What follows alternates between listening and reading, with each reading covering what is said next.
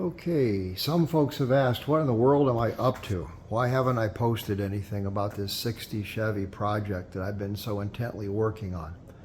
Well, here we are in the shop, and I've put pictures up. That's the tent that's kind of the impromptu paint booth that moves around. It was over in the bay where the frame is now, which is all done and covered up to protect it from the stuff that gets out of the paint booth. The air conditioner's running because it's August. Finished up this trunk lid. There's the old trunk floor, which has been replaced. And slowly but surely, each one of the little rubber plugs that go in the holes in the trunk floor, little tiny projects like that, but 95% of the work has just been this awful progression of working up underneath of the car, which is just the body suspended on chunks of wood up on the lift, and I have been living under here.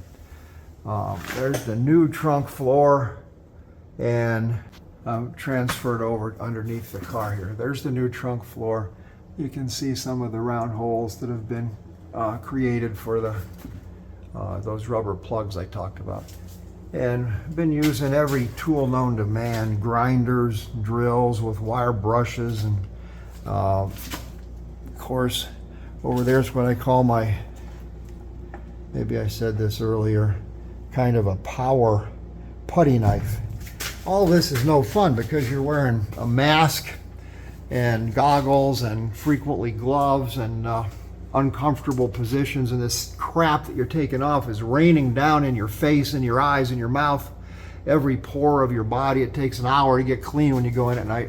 The inner fender wells, these are horrible. There's about 2 days of work in each one of these. It was coated with quarter inch maybe of undercoat that had to be chiseled off millimeter by millimeter, scraped, washed with lacquer thinner.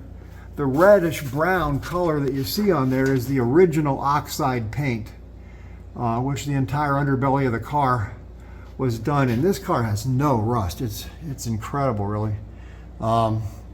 There's some of the original rubber plugs that don't need to be replaced.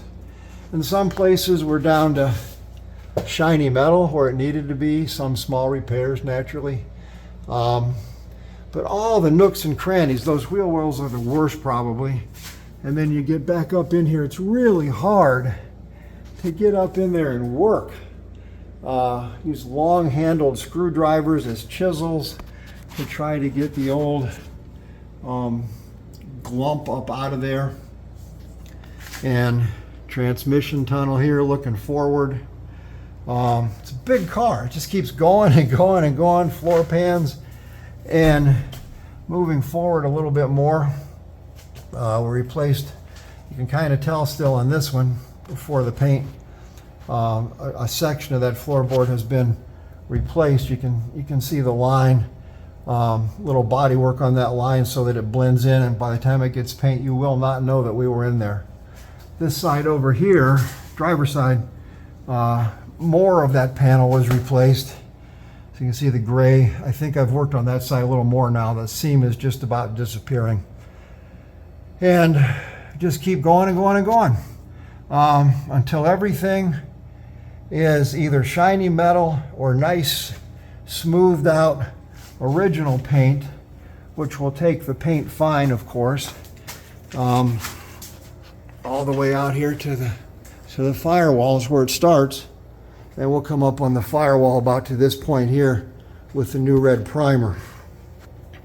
So yeah, a couple of weeks of work, and the truth is some days it's only 3 hours because I just can't get myself to do it because it's miserable. But I'm now approaching the point where this will be done and get red oxide paint in the next few days with any kind of luck. Over and out.